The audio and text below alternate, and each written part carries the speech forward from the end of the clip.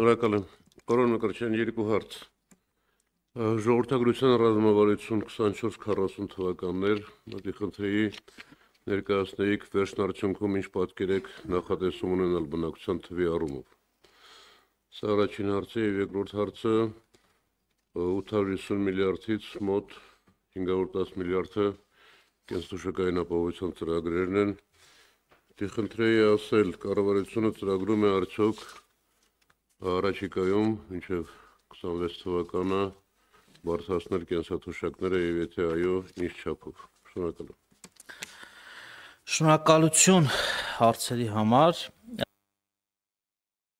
Առաջին հարցը, որը վերաբերում է, ես արդեն նշեցի, մեր ուրեմն ամենակարևոր փաստաթղթերից մեկին, մեր հասարակության համար նաև կարևոր, որտեղ երբ որ մենք հաստատում ենք եւ քննարկումների փուլում ենք գտնում նաև միջհաստատումը ժողովրդագրության ռազմավարությունը, ես միշտ շեշտել եմ, որ շատ կարևոր է, որպեսզի այս ռազմավարությունը դառնա նաև հասարակության ռազմավարություն, այսինքն նաև մեր տարբեր հասարակության շերտերի գիտակցության մեջ արմատավորվի, որ սա մեր առաջիկայի ամենակարևոր փաստաթղթերից մեկն է։ Մենք երկար ենք քննարկել, արդյոք կարողանալու ենք մատնանշել որևիցե թիվ, երկար ենք ուսումնասիրել հետազոտական խոշորագույն կենտրոնների հետ, որոնք որ մի շարք զարգացած երկրների համար կանխատեսումներ են իրականացնում, հետազոտություններ են իրականացնում։ Եվ այն տվյալային պատկերը, որը որ մենք ունեցանք ավելի քան 2 տարի ուսումնասիրությունից հետո, մենք մի շատ կարևոր մարտահրավեր բացահայտեցինք մեզ համար։ Դա մեր բնակչության դեֆորմացված կառուցվածքն է։ Այսինքն մենք շատ ավելի խորը խնդիր ունենք, քան բնակչության թիվն է, բնակչության թիվն էլ իր հերթին բնականաբար ունի, եւ բոլոր այն հնարավոր միջոցները, որը մեզ հնարավորություն է տալու բնակչության թիվը տարբեր միջոցառումներով ավելացնել, դրանք կան, նախատեսված են, թե ինչ պետք է արվի, բայց մենք մեր բնակչության կառուցվածքում բացահայտել ենք, որ մենք ունենք լուրջ դեֆորմացիայի խնդիր։ Մենք ամեն տարի անընդհատ շարունակվելու է այս տենդենսը, մեր բնակչության կազմում մուտք են գործելու ավագ սերնդի ներկայացուցիչներ 40,000-ից ավել։ Եվ սա նշանակում է, որ մենք ունենալու ենք բավականին մեծ կազմով ավագ սերնդի ներկայացուցիչներ մեր բնակչության կառուցվածքում, որոնք մեր մարդկային կապիտալի կարևորագույն հատվածն են լինելու։ Եվ մեր զբաղվածության ժողովրդագրության ռազմավարության 4 հիմնասյուներից մեկը դա ակտիվ ծերության ապահովումն է։ Ինչ է ակտիվ ծերությունը։ Ունենալ ծրագրեր, միջոցառումներ, բյուջետային տողեր, որով մենք հնարավորություն կտանք սոցիալական կյանքի տարբեր ոլորտներում ակտիվ պահել մեր կյանքի այսպես ավագ սերնդի ներկայացուցիչներին ակտիվ մնալ տնտեսական կյանքի բոլոր ոլորտներում արժեք ստեղծելու համար։ Հակառակ դեպքում մենք ունենալու ենք մի պատկեր, որ մի երիտասարդը աշխատելու է եւ օրինակ ապահովի առողջապահական եւ սոցիալական ծախսերը օրինակ 5 ավագ սերնդի ներկայացուցչի։ Հետևաբար սա խնդիր է, որը ծառացած է մի շարք զարգացած երկրների առաջ, զարգացող երկրների առաջ եւ Հայաստանը բացառություն չէ այս գլոբալ ժողովրդագրական տենդենսի ուրեմն մի մաս է կազմում։ Մեր առաջին ռազմավարական նպատակը որն է ապահովել ընտանիքների բարեկեցությունը, այնպիսի միջավայր ստեղծել եւ այնպիսի ծառայություններ ունենալ, որ ընտանիքներում երեխա ունենալը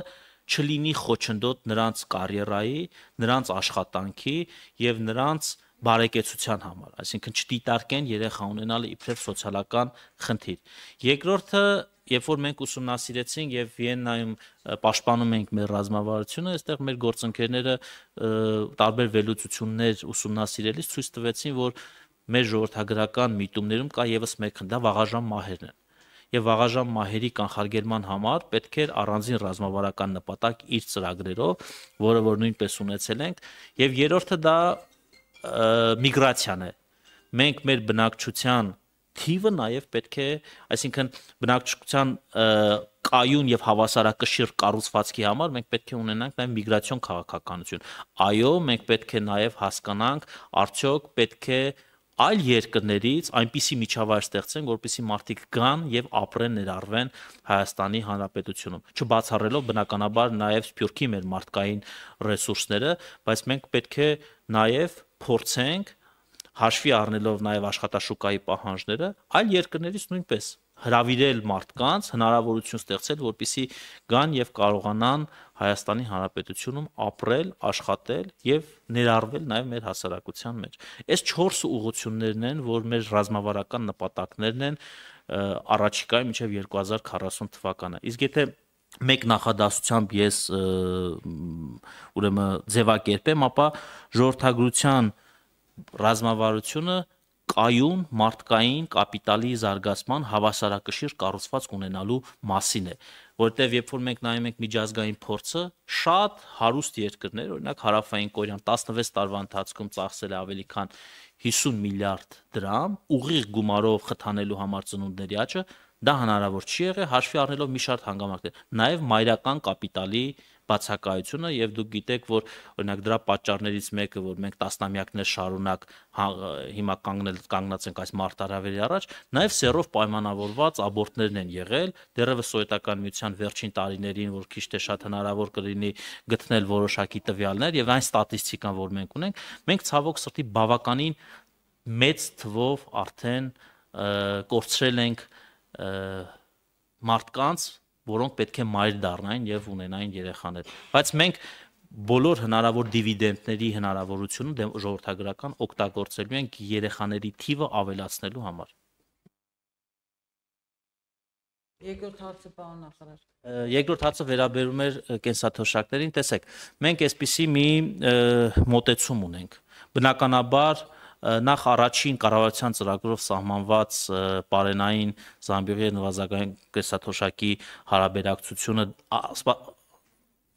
պարենային զամբյուղի առաջինը պարենային զամբյուղի եւ նվազագույն կենսաթոշակի հարաբերակցության մասն է, որը նշեցի 9.3%-ով գերազանցել ենք, չհաշվարկած նաեւ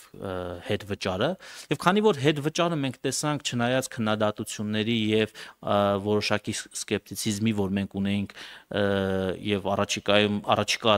ամիսներին ըստ էության, որ մենք առաջին ամիսներին մեկնարկեցինք, այդքան էլ լավ չէր աշխատում ծրագիրը, ընթացքում լուսաբանումների տարբեր քննարկումների արդյունքում գնալով շահառուների թիվը մեծացավ եւ մենք հիմա ուզում ենք այս ինստիտուտը ավելի զարգացնել եւ որոշել ենք, որ պետք է դիտարկենք կենսաթոշակների բարձրացումը հետվճարի տրամաբանությամբ։ Այսինքն հիմա հետվճարի տոկոսը 10-ից դարձրեցինք 12, մենք առաջիկայում կենսաթոշակների բարձրացումը ապահովելու ենք ուրեմն քննարկում ենք հիմա ակտիվ քննարկման փուլում ենք գտնում, թե ինչ մոդելով կառաջնորդվենք, դե դա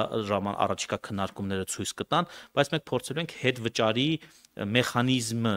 ներդնելով, մեծացնելով հնարավորություն տալ թոշակը բարձրացնել հետվճարի մեխանիզմը կիրառելով, նաև այնտեղ նոր խթանիչներ բնականաբար կմտածենք, որպեսզի թիվը ավելի մեծանա։ Այս պահի դրությամբ արդեն ավելի քան 300,000, պարոն Խաչատրյան, 300,000-ից ավել ենք, չէ՞, մենք արդեն ապրիլ ամսվա տվյալներով ունենք 321,000 արդեն, մայիսը մոտորերս կամփոփվի արդեն։ Այսինքն մենք 50%-ն էլ անցել ենք արդեն շահառուների եւ հուսով ենք մինչեւ տարեվերջ հնարավորինս մաքսիմալ ներգրավվածություն կունենանք եւ արդեն 26 թվականի հունվարից կկարողանանք կհայտարարենք այս տարվա ընթացքում թե ինչպես ենք բարձրացնելու, կարողանանք բավականին արդեն մեծ թվով այս Այո, քարտով ստացողները 580,000 են, 290,000-ը 50%-ներ, այսինքն արդեն բավականին անցել են, մոտ 60%։ Շատ Կարծում եմ ճիշտ հասկացա, որ կենսաթոշակների կտրուկ բարձրացում կառավարությունը չի նախատեսում եւ հետվճարների մեխանիզմով է շարունակելու անել։ Առաջի հարցի հետ կապված, պարոն Մկրտչյան, որևէ ռազմավարություն պետք է իր արդյունքում չափելի լինի։ Իհարկե, բնակության դեֆորմացիան ուղղելու ջանքերը օգտակար կարող են լինել, անհրաժեշտ է, բայց եթե ռազմավարության արդյունքում մենք 40 թվականին ունենալու ենք նույն բնակչությունը եւ կամ էլի պակաս եւ թեկուզ մի քիչ դեֆորմացիան հաղթահարած, չեմ կարծում, որ այդ հսկայական աշխատանքը արդյունավետ կլինի։ Եվ քանի որ դուք խոսեցիք նաև տարեցների ներգրավման, տարեցների աշխատանքը ավելի արժեք ստեղծելու, նպաստելու միջոցառումների մասին, կուզեի միջանկյալ հարցեր տալ, արդյոք կառավարությունը ծրագրում է կենսաթոշակային տարիքը առաջիկայում բարձրացնել։ Շնորհակալ եմ։ Շնորհակալություն արձագանքի համար։ Տեսեք, մենք շատ ենք քննարկել արդյոք հնարավոր է ժողովրդագրության ռազմավարությունում կոնկրետ տվյալներ ուսումնասիրելով շատ երկրների փորձ ենք ուսումնասիրել։ Չկան հայտնի ընդունված աշխարհում ռազմավարություններ, որոնք որ կարող են ասել, որ 2000 օրինակ 50, 40 կամ չգիտեմ 80 թվականին տվյալ հասարակությունը կարող է ունենալ տվյալ օրինակ չափականակով բնակչություն։ Ինչի համար, որովհետև արտաքին ազդեցության գործոնները, որ կարող է օրինակ առավոտյան մեր տարածաշրջանում ինչ որ մի բան փոխվի եւ դա շատ ուղիղ ազդի մեր ժողովրդագրական ոչ միայն կառուցվածքի, այլ նաեւ թվականակի վրա։ Հետևաբար դա կարող է ձևակերպել իբրև տեսլական։ Մեր տեսլականներից մեկը, որ 2050 թվականի Հայաստանի Հանրապետության վերափոխման ռազմավարական ծրագիրը նշել են, որ 2050-ին պետք է լինի 5 միլիոն բնակչություն, եւ իմ ասած այս 4 ուղղությունների ներողություն։ Դուք չեք նշել,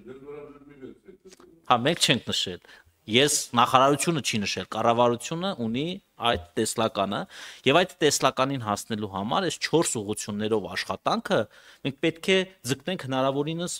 մեծ թվականակի, բայց այստեղ ճանապարհին այնքան նոր մարտահրավերներ են բացվում, որ այդ մարտահրավերները պետք է կարողանանք մենք կառավարել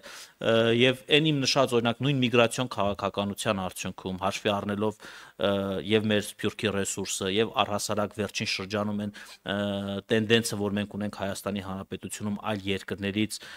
այլ քաղաքացիների տեղափոխվելու, սա խոսում է այն մասին, որ մենք ունենք այստեղ աշխատանք եւ հնարավորություն իրականացնելու տարբեր ծրագրեր, որոնք կարող են մեր երազանքին մեզ տանել։ Երկրորդը ձեր հարցը վերաբերում էր, թե մենք ինչ չափով, ես արդեն նշեցի, կենսաթոշակների բարձրացումը կհայտարարենք հետվճարի համատեքստում։ Տեսեք, հետվճարի դեպքում այսօր մենք ունենք արդյունք այն քաղաքացիները, ովքեր որ հետվճար են ստանում, նրանք իրենց կենսաթոշակի ավելացման էֆեկտը 4000-ից ավել է, 4000 դրամից ավել է։ Օրինակ, եթե մենք կարողանանք